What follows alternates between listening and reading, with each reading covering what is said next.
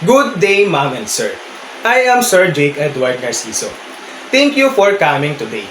I really appreciate your time because your presence shows that you care about your child's learning. As a teacher, I believe that strong communication between school and home is very important. When we work together, we can better support your child's growth. I would like to share your child's progress in class. First is I want to highlight your child's strengths. Your child participates in class activities and shows interest during discussions. And I noticed that improvement in completing tasks on time. Your child is also respectful and collaborative with classmates, which create a positive learning environment.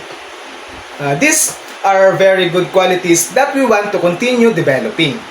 Now, I would also like to discuss some areas where your child can improve. I observed that sometimes your child struggles with reading comprehension and needs more guidance in understanding instructions. There are also moments that when focus becomes a challenge, especially during independent activities. However, these challenges are normal and they can improve with proper support and practice.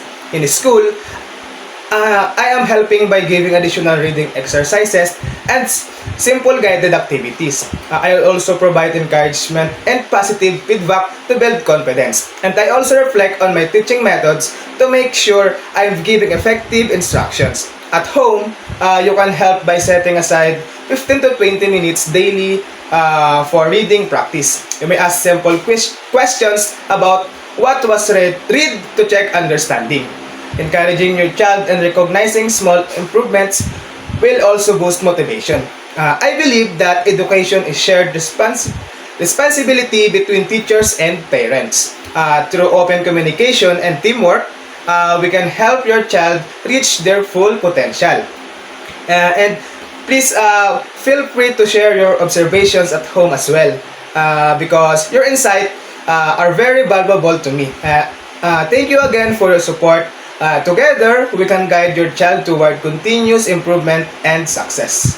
Once again, thank you for attending and take care and bye.